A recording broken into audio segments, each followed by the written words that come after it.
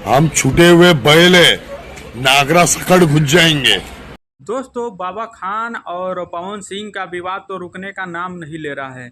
एक तरफ से लगातार बाबा खान वीडियो बनाते जा रहे हैं पवन सिंह के ऊपर, पवन सिंह के यूट्यूबरों के बारे में उल्टा सीधा भी बोल रहे हैं, लेकिन पवन सिंह अभी तक चुप हैं। पवन सिंह अभी बाबा खान को एक भी जवाब नहीं दिया है। पवन सिंह सिर्फ एक बात बोले हैं, जिसके बाद से इतना सारा विवाद हुआ है। हमारा मराठी ना आवेला। अगर पवन सिंह दोबारा बोलेंगे तो क्या होगा? बाबा खान को अभी तक रिप्लाई नहीं दिए हैं, क्या पता रिप्लाई देंगे भी कि नहीं। आप लोगों को पता है कि पवन सिंह किस टाइप का इंसान है, जल्दी किसी को जवाब देते नहीं हैं, और जब किसी को जवाब देते हैं तो बहुत बढ़िया तरीके से देते हैं। बाबा खान अभी पवन सिंह के ऊपर, पवन सिंह के यूट्यूबरों के ऊपर लगातार वीडियो बना रहा है, कुछ भी बोल रहा है।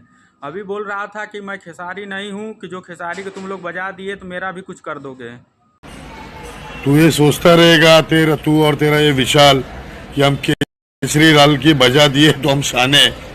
बाबा खान ने भी बोला था पवन सिंह को कि पवन सिंह एक टिकटॉकर हैं। पवन सिंह एक स्टार है। पवन सिंह सुन जरा, महाराष्ट्र में है तू, लेकिन एक मराठी इंसान के साथ उसे अगर भोजपुरी नहीं आती तो तुमको मराठी। दोस्तों, आप लोगों को तो पता है भोजपुरी के पावर स्टार हैं पवन सिंह। बॉलीवुड में उनके गाने आ रहे हैं, बॉलीवुड में पवन सिंह के काफ़ी ज़्यादा चर्चा है। बाबा खान को तो उतना कोई जानता भी नहीं है। पवन सिंह को अपने ही देश में नहीं बल्कि विदेशों में जाना जाता है। उनका गाना था लॉलीपॉप, जो कि इंटरनेशनल पर बजता है।